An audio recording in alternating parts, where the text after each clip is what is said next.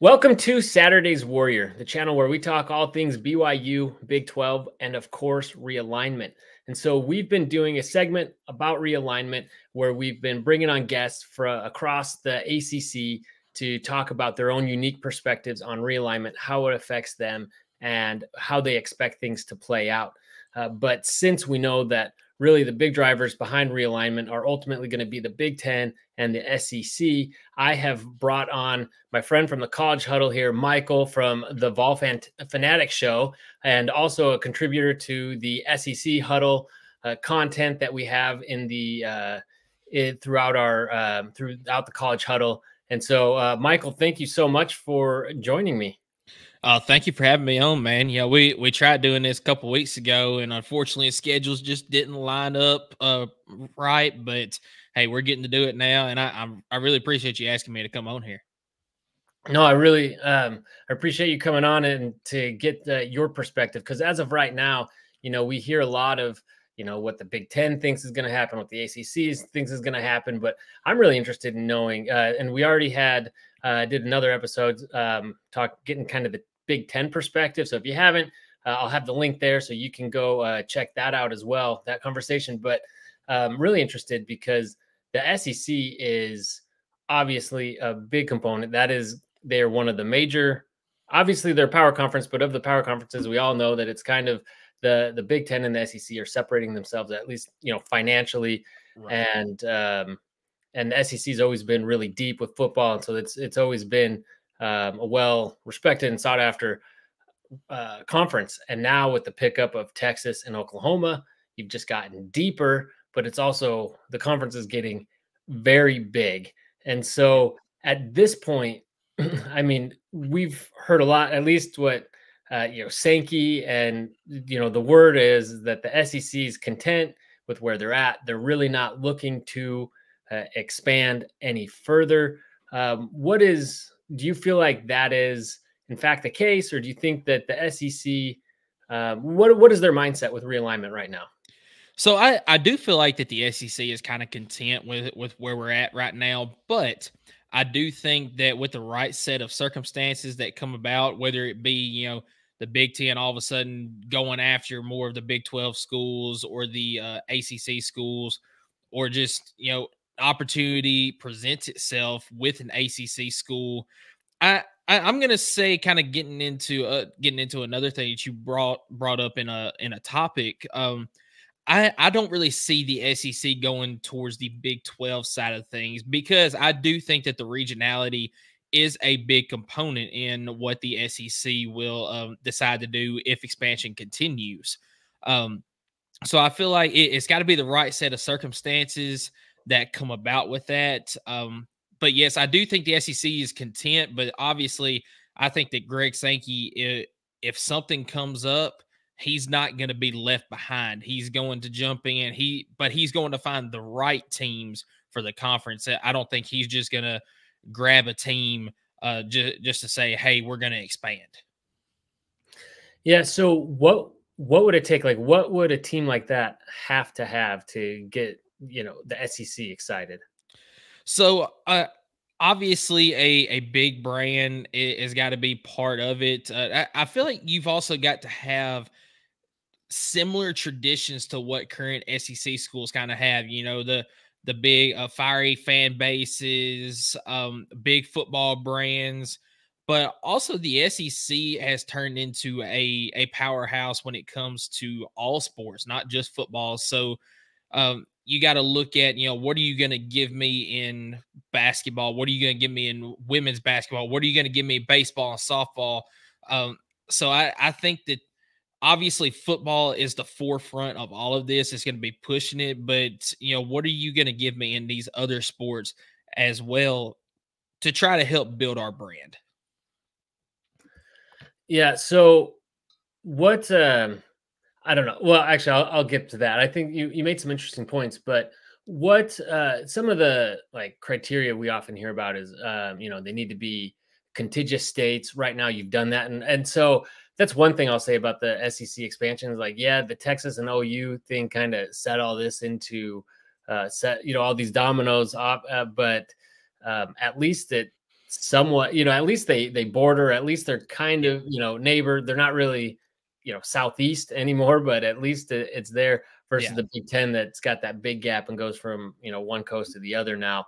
And so, there, at least the SEC has that. So do you feel like that is a criteria? What about the not, getting other schools from states where you're already in? We know that, they're bringing in Texas, even though they already had A&M, much to A&M's chagrin.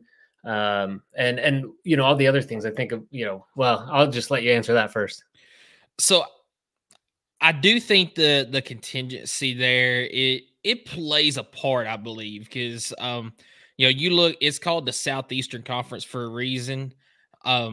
You're in the southeastern part of the United States, and like you mentioned, bringing in Texas and Oklahoma, you're kind of straying outside of that just a little bit, kind of moving more west. But I think they want to keep the regional aspect as part of it, which is why I don't see them going for a school like, say, Nebraska in the future, or somebody like that. I feel like that's straying outside the footprint just a little bit. But as far as going to get schools that maybe they don't already have a state school, I think that might play a little part. But the big talk right now is Florida State and Clemson wanting out of the ACC. And I don't feel like that the SEC is going to pursue those as hard, because you've got South Carolina, you've got Florida already. Those are big football brands, but what else? I mentioned it earlier. What else are you going to bring me? Florida State, what else are you going to bring to the SEC? They've been solid in softball lately, but football has been down until recent years. Basketball, what are you bringing me there? Clemson has been trending up in a lot of sports, but football is starting to trend down some. Well, what are you going to bring me to the SEC? Not saying that the SEC shouldn't consider them, because obviously those are historically big brands, but I would lean more towards schools like, say, North Carolina, schools like Virginia, who throughout all the sports kind of brings a little bit more in than, say, Clemson and Florida State do. I don't think the SEC is against bringing in some of those schools that already have state schools in the SEC. Like I said, I think overall it would have to be the right set of circumstances for whoever they bring in. Okay. And can I actually ask about that? You mentioned a couple things, but you mentioned state schools. So why is having the state flagship universities, why is that so important to the SEC? I think a lot of it is just the brand. Those flagship those flagship schools there, they get a lot of the funding from the state itself. And you've got, I'll use Tennessee for instance. You've got some Division I schools like MTSU, like Memphis, some of those that they don't really get that funding from the state like, say, Tennessee does, and even Vanderbilt does. So that funding there plays a big part into the brand. You're able to build something there on campus. You're able to keep up with a lot of the new things that you have to be able to stay on top. So I think that has a lot to do with it. You don't want to bring in a school. I'll use Tulane, for instance, who used to be in the SEC. They couldn't keep up with the other SEC schools because they just didn't have that funding as time went on. So I think that has a lot to do with it. Okay. So, I mean, that helps kind of paint a picture. When you talk about Florida State and Clemson, like you said, they are the biggest. They're big brands in football, and I would argue probably the biggest football brands outside the Big Ten and SEC right now. And Clemson is trending down a little, although down for Clemson is still, up for, most programs out there. But, right. Yeah. For context, before we get Clemson fans all in a hussy, you have reasons not to bring in both. I mean, they do bring other things, like you mentioned, Clemson. They had a pretty good basketball team this year. Both are baseball schools. And so I think they bring things, but ultimately it's driven by football. And so obviously the SEC was willing to bring in Texas because it is a humongous brand. But whereas, Florida and Florida State are both big brands, but I think more of a similar situation. You have South Carolina is not the biggest brand versus Clemson. And so it's like, I could understand Florida being like, hey, we don't want our rival here, but does South Carolina have that same kind of sway with the conference? They're thinking, hey, Clemson, we could bring them in. They're a much bigger brand in South Carolina and throughout, the SEC. And how much of the mindset of the SEC would really be about playing defense? Like, hey, we have these two schools here. If we don't get them, there's a chance they go to the Big Ten. Do we really want the Big Ten to be within our footprint with two brands like this? So that is the other argument. Would you rather take those schools before the Big Ten can get them so that the Big Ten doesn't get into your footprint? And, I go back and forth on that. Like I mentioned earlier, you want to make sure that you make the right decision on it. You don't just pull those teams in just because the Big Ten is looking at them. I think that, you definitely consider the footprint aspect of it. And, you mentioned Florida State and Florida, they're both big brands there. Florida has been consistent where Florida State has kind of been up and down a little bit. And, a lot of it has to do with, the old TV contracts pretty much run a lot of the funds that a lot of these schools have. And that's why the SEC and the Big Ten are the top dogs, because of the contracts that they have driving the funds for the schools.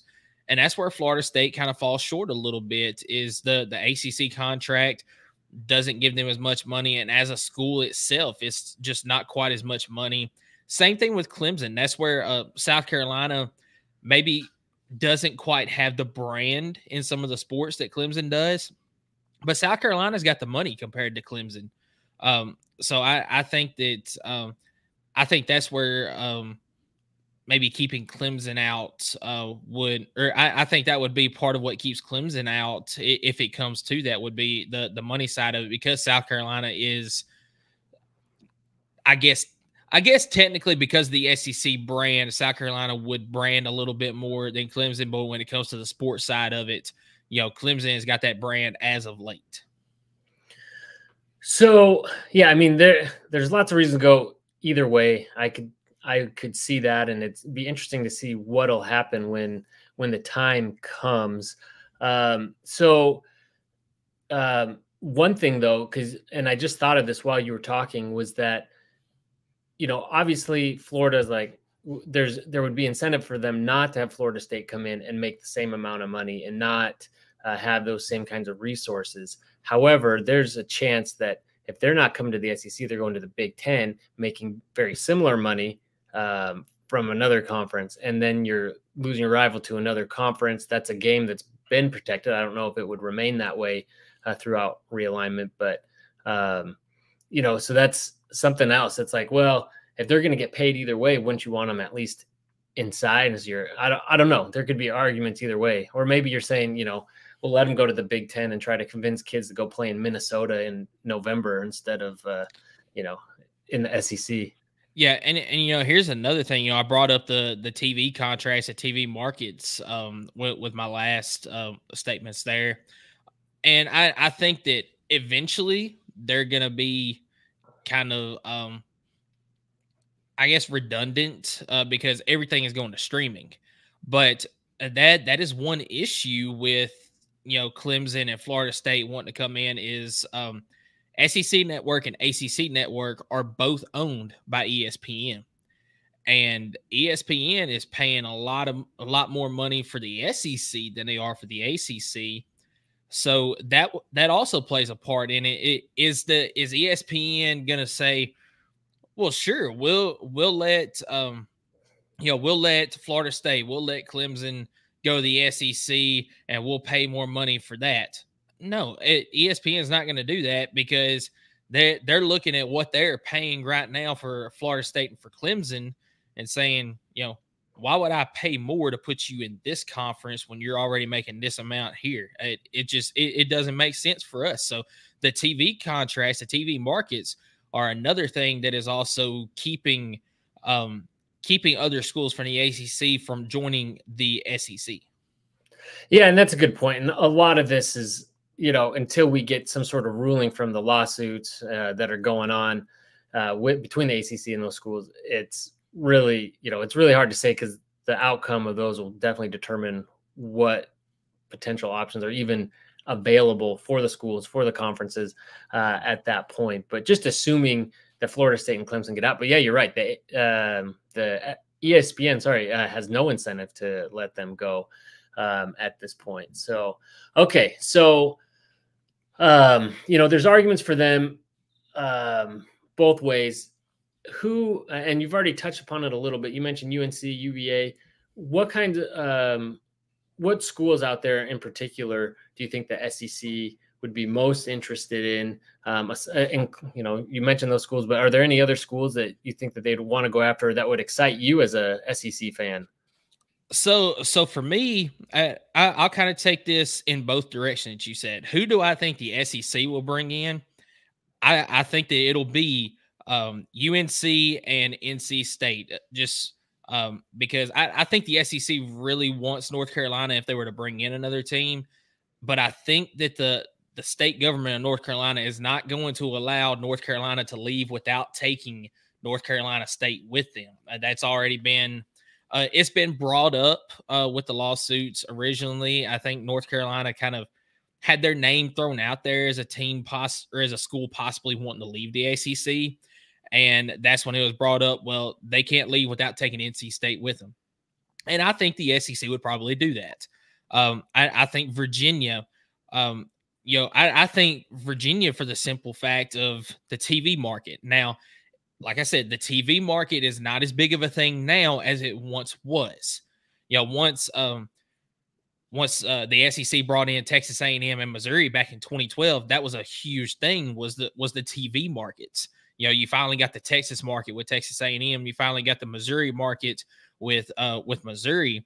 Right. And, if you get Virginia there, that takes care of the Virginia footprint. You get their market as well. Not as big of a thing, but I think that some of the history of Virginia would appease the SEC some. And then from there, the SEC's got to be smart about it. I think there's 4 teams that I think they would look at bringing in. And one of those is not Florida State. I think they would look at Louisville, which I think that would be – I don't know if they would bring them in because of Kentucky being in the conference already. Maybe Pittsburgh, but then you're looking at kind of getting out of that southeastern footprint just a little bit. But there's history there at Pitt as well. Maybe you just stick with Virginia and you go with Virginia Tech. And then the last one I think would be Clemson. Now, who would I like to see? I would love to see Florida State and Clemson just because of the brand that they have had as of recently. And then I would want North Carolina and North Carolina State. Okay. So, yeah, that's assuming they're not able to separate them. I think there is a chance that UNC and NC State, I think when there's so much money on the line, and let's say that the ACC, that's, Florida State and Clemson get out and several other teams, it looks like they're going to leave, and the future of the ACC looks like it's in question, or at least as, in its current state, as a power conference, and teams start getting twitchy, they want to leave. I think there's enough money in it that you'd be able to separate UNC and NC State, assuming both had a reasonable home to end up in. Now, I don't know if that means one's in the SEC and one's in the Big Ten or what, or both have to go to the same conference, but I could see them getting uncoupled. Other people say it's just not going to happen, and that it's almost more likely that the state doubles down and just like forces the ACC to stay alive by keeping these, schools in it. So right. It is hard to say, but UNC and UVA have been mentioned a lot as kind of travel buddies, much like FSU and Clemson. And, those 2 schools make a lot of sense in both the Big Ten and SEC.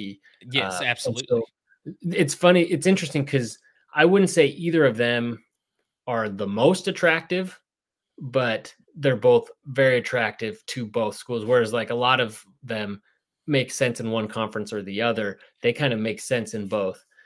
Yeah, and I don't mean to cut you off here, but something else that I just thought of is I think the SEC would really look at let's just say we'll use North Carolina and you add them to the conference. You start making SEC money at that point. I think the SEC is going to look at, okay, you make this SEC money. Can that improve your team from where it is now? Because North Carolina has been good in recent years under Mac Brown, but they hadn't been able to get over the hump. Mm-hmm. Are you going to be able to take that next step once you get to the SEC, making SEC money, or are you going to kind of stay at that level? And I think that the SEC will kind of look at each school if they decide that they're not content with conference expansion. You're going to look at Florida State. Can Florida State, can you improve that next level? Clemson, can you improve that next level? North Carolina, Clemson, whoever, can you improve to that next level to be a contender, or I'll even say a middle of the pack, because a middle of the pack SEC team, you're still looking at probably an 8-4, 9-3 team most years. Can you at least compete, or are you going to be more of a bottom feeder? Well, and that's another question too, right? How good of programs does the SEC really want to add? I mean, are you incentivized? I mean, yeah, if you're growing the pie enough, if it's a big enough brand, say Clemson or whatever, it's growing the pie enough. But in other ways, if it's really about market and maybe UNC that brings more through other sports than perhaps it does in football, you're bringing in a big state and a big brand with a program, if they can at least be bowl eligible. I mean, do you really, if you're one of these top dogs in the SEC, do you really want one more contender to put up with every year? Or would you be content having some team that's good enough that they're not embarrassing, but that, you can probably get a win against when you go up against them? Yeah, that's a very good question. And, I think that they would look at all sides of that. Now, I do believe you're not going to look for a team, and nothing against Wake Forest, but you're not going to look for a team like them, because if you bring them to the SEC, you're basically bringing in another Vanderbilt. I'll even go with a team like Duke. They're a very good academic university, but what is Duke going to bring you in most sports other than basketball? Because men's basketball, that is a huge brand. They're going to bring good basketball, but what else are they going to bring you? You could look at trying to bring them in if they decide to split up North Carolina State, but I don't see the SEC doing that. So that's a great question that I think that they would look at. But at the same time, the SEC, they're about their brand whenever it comes to being one of the top conferences. So if you bring in another really good team to compete at a high level, that's one more team that the SEC can say, hey, look at what we're doing here.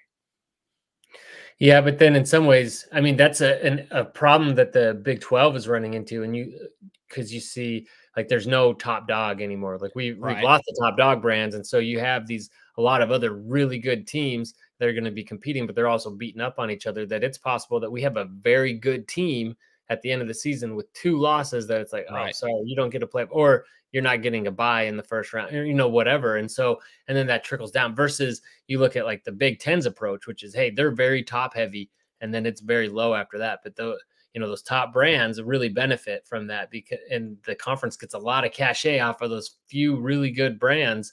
And then most of their season is just unwatchable. It's just not very entertaining. Right. It's so, it's a different approach, but it's worked out for the Big Ten.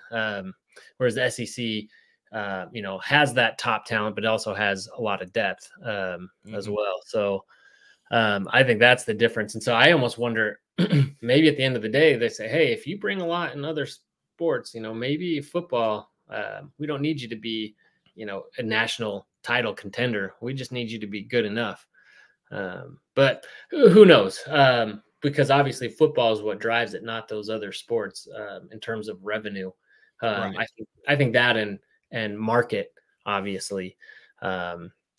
that you get into. But going back to, so we've mentioned UVA a few times. Why do you think that UVA is more likely than Virginia Tech? Because I've, during when Bronco Mendenhall, so I'm in Virginia. So Bronco Mendenhall, former BYU coach, was at UVA. We used to go up and catch some of his games and it was not the most raucous environment. It was not, and I've been to, to see a Tennessee game when BYU went, not to rub in the result of that game, but that was the most wild environment I've ever been in. And it was really awesome because it's like, this is what, the SEC is all about. That's what it was awesome. And I have not been to a Tech game yet, but Virginia Tech is, has the reputation for being, at least compared to UVA, much better environment. I know they have a little bit of a rivalry with Tennessee even. Do you see them as a potential fit for the conference? I do, because like you mentioned, they've got the storied history, and they've got the raucous environment, and Sandstorm plays a big part in that. I just feel like it, especially as of late, is kind of fallen off because of Frank Beamer retiring up there. They just hadn't quite been the same. I feel like something that we mentioned earlier, as far as the flagship state schools, I think that would play a part in it. I don't know this for certain, but I would say that Virginia probably gets a little bit more of the state funding than, say, Virginia Tech does. Being a technical university, I feel like Virginia Tech probably has some funds coming in elsewhere to help out, to make up some of the difference from what the state might be giving Virginia over them. So I think that would play some part in it. But, it's a toss up at that point as far as which school you want to bring in. And, another thing that I mentioned earlier, what are you going to bring into the conference? Virginia Tech, as of late, has, they provided more when it comes to sports than Virginia has. So, I don't know. It's kind of a toss up there with Virginia and Virginia Tech. Yeah, I think it'll be interesting. I think if UVA, let's say UNC can decouple or whatever, and UVA is their preference, and if UNC is their top target, I think that bodes well for UVA. But I wonder, who the SEC. I just feel like Virginia Tech would be a better fit within the SEC. But also if your target is UVA, or I mean UNC, and UVA is the price, I think probably you go for that. But because I know that you mentioned, 10, 15 years, how long has it been now? But I guess 10 or so years. But Tech was in the mix for expansion for the SEC way back when. I know, they looked at West Virginia and Tech, and I think some others as well ended up going different route. So I think they would be an interesting add. You already mentioned that, because there are some rumors going around about potentially, the Nebraska, because they're not AAU, getting kicked out of the Big Ten, or, wanting to go a different way. But you said you don't think that Nebraska would be a fit within the SEC. Now, I will say this, when it comes to the overall history and how much pride Nebraska fans have, I think that would fit perfectly in the SEC. But that's where I think that the geographic footprint will kind of come into that a little bit, that I don't know if the SEC would stray out to Nebraska as much. But I do think that if there was any other Big 12 team that the SEC would consider taking, I do think Nebraska would be that team because of their history. I mean, Nebraska used to be one of the top football programs, one of the quote unquote blue bloods at one time.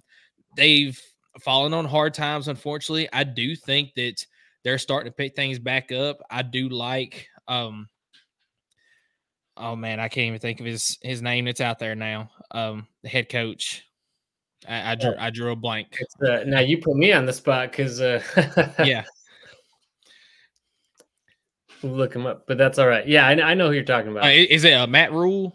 Yeah. I do like him out there at Nebraska. I think he's going to help turn things around there. Now, are they going to be able to compete with teams like Oregon, Ohio State, and all that in the Big Ten? We'll see. I do think that they can at least be competitive, But as far as competing for titles there, we'll see. But, that's kind of straying off a little bit from what we were talking about. But I think if there is a Big 12 team that the SEC decided to add, I think it would be Nebraska. But like I said, I think that falls into more of the geographic footprint thing, them not wanting to stray outside it. But, I do think that if it comes down to it and Greg Sankey feels like Nebraska is the better option than, say, one of these ACC teams that would stay within that footprint, I think that he would go after it. Okay. And so you said Big 12 for Nebraska, but obviously Big 10. But oh, sorry, yeah, Big 10. No, I knew what you meant. I think everyone else did too. But the reason why I did that because I want to ask specifically about the Big 12. Obviously the Big 12 is pretty united right now. I think the conference feels good. Obviously, though, I think if a school had the chance to go to the Big 10 or SEC, I think schools would take that. Do you think that there's any Big 12 schools that would even be considered for the SEC if they were to expand? Off the top of my head, I can't think of any. I would say that if there was any, maybe Oklahoma State, kind of get that Oklahoma State rivalry in the SEC, and then maybe a Kansas State. Kind of got a little bit of a history there as well. And then you bring in the Kansas State Missouri rivalry there. I think Arkansas and Kansas State used to be rivals back in the day. So those are two off the top of my head that maybe I could think of. But other than that, there's just not any really kind of ringing a bell that would be a great fit for the SEC. Well, yeah, and you talk about, if you want to stay contiguous, your options there are limited. But no, I agree. I think that, I hope not, because I'm pretty sure BYU is not in the running. So I'd like to keep the conference intact. But right. Obviously West Virginia, we mentioned, was in the running in the past. I don't know if you see them as a potential going forward.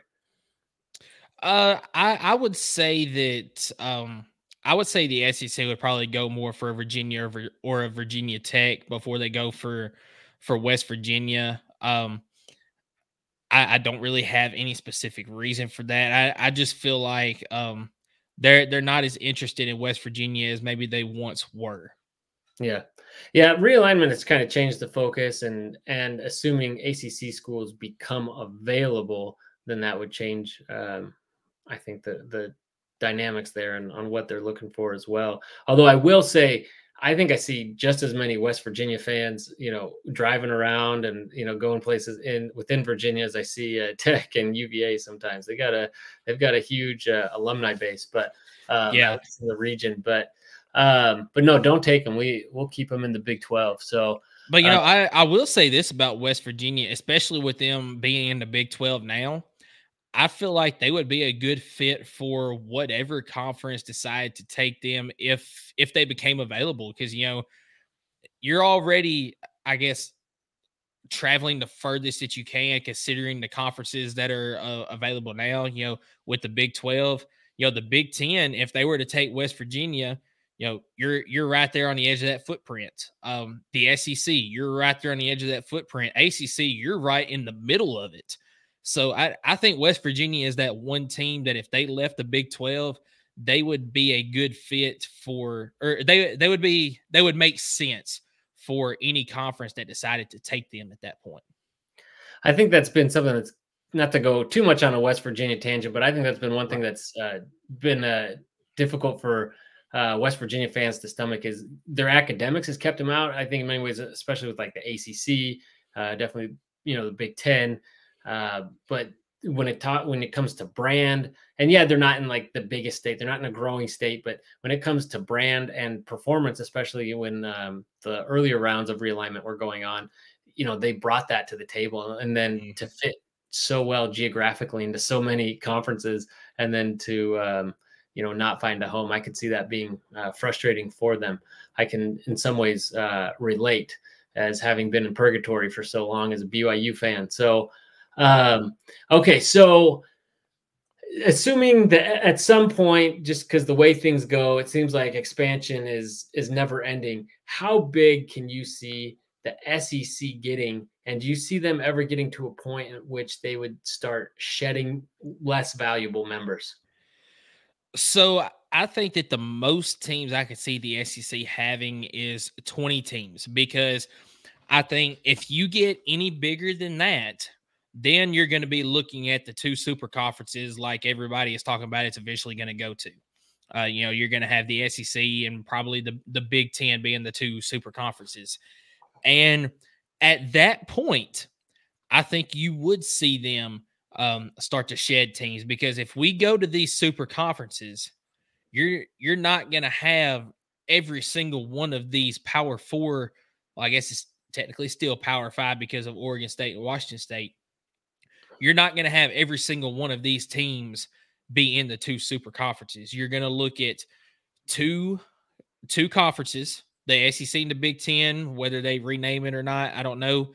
Probably looking at about 20 teams apiece, maybe 22 teams apiece. We'll see if it plays out to that point. And then you're going to be looking at a level between the two power conferences and the group of five conferences that the rest of the teams are going to kind of be put into. So I think, you're going to take some of the worst of the SEC, the ACC, the Big Ten, and the Big 12, and they're going to kind of be shed out to create their own conferences at that point. So that's where I'm at as far as the mindset goes.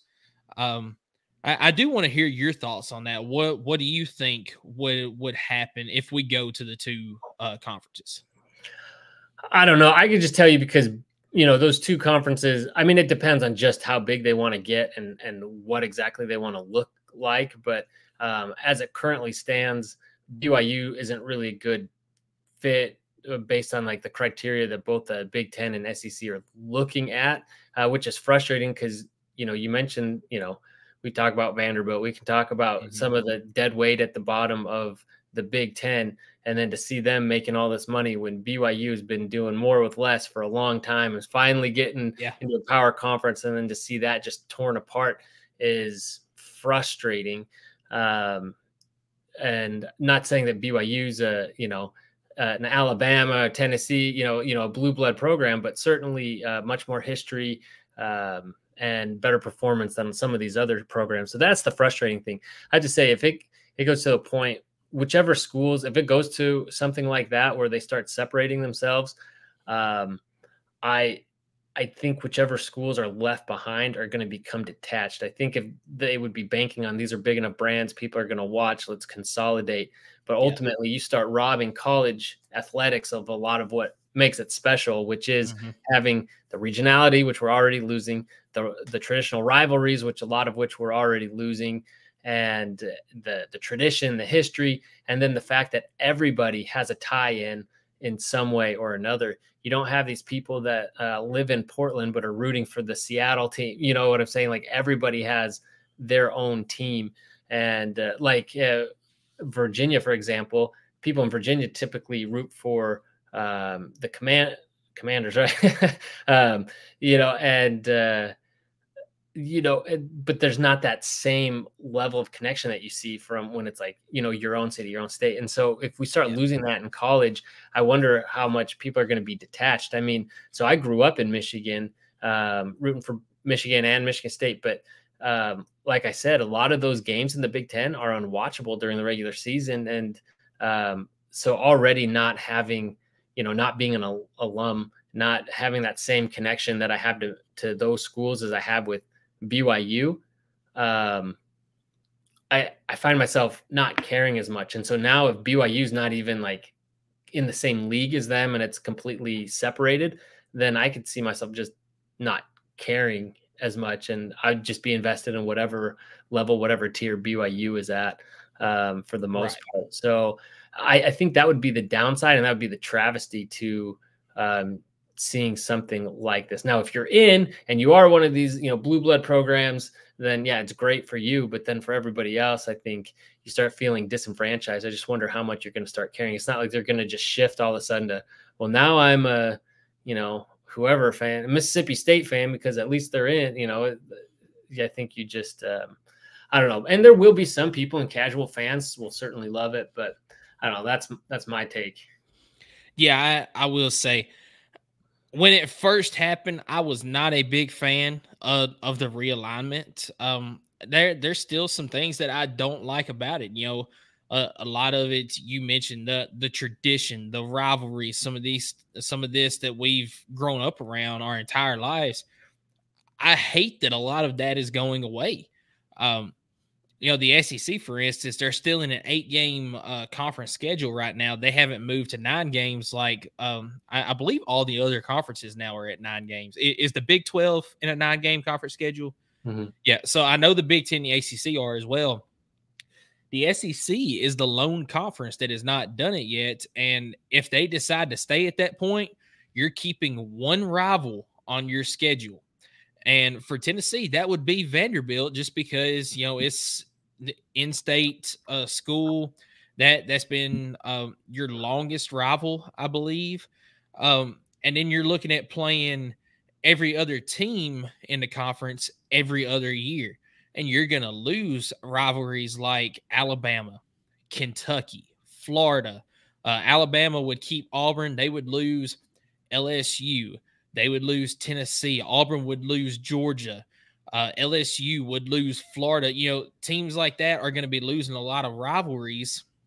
So that's one place where I absolutely hate a lot of this expansion here.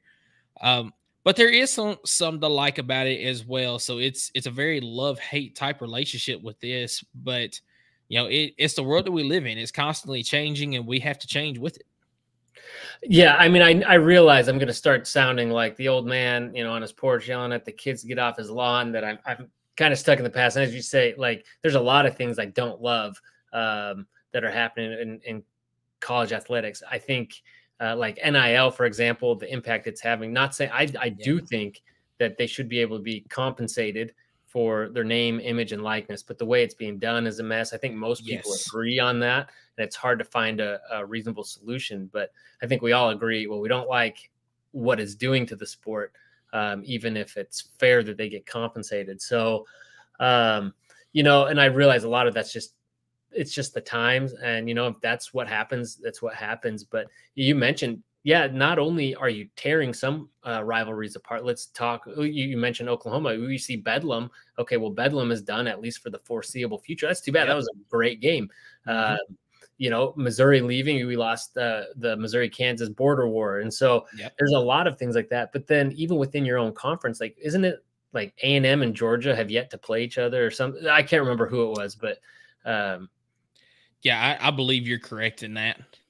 Yeah, so it's just with them so big that then even your traditional rivals who you're still in a conference with, like what happens if Tennessee and Florida only happens every other year, or you know, once every 3 years or whatever, the conference gets so big, then you lose some of these other rivalries, even though they're still happening. You're just not getting the frequency. So yeah, I mean, ideally, I mean, yes, BYU has benefited from realignment because Texas and OU left, BYU got into the Big 12. But also, I mean, I think in an ideal world, we'd have 10-team conferences because then you can play every football team in your conference, every other team in your conference in football. And then in basketball, you can play everyone twice, have a home and away. Yep. And I think that's the perfect number. I know that's not happening unless it gets, you know, I think there was one idea floated around earlier this summer or spring that, you know, you get so many schools in there that you break into these 10-team divisions, which sound a lot like the old format with the 10-team conferences with regionality and everything. So I don't know.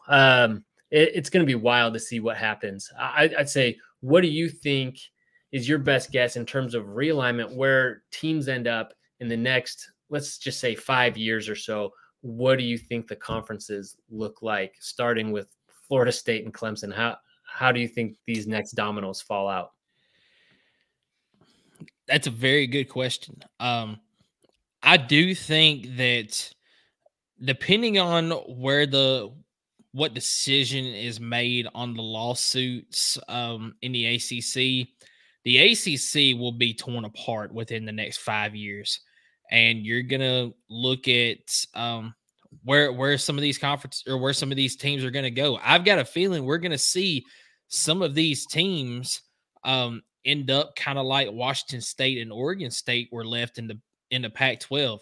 You know, I think the SEC will probably take a couple, the Big 12 will take a couple, and the Big 10 are going to take a couple. And you're going to look at, I'll throw out a Wake Forest and a Boston College, for instance, with no place to go, just because they're not the high brand. Now, I will say, as far as academics go, I think that they could be put into the Big 10, but is the Big 10 going to take them?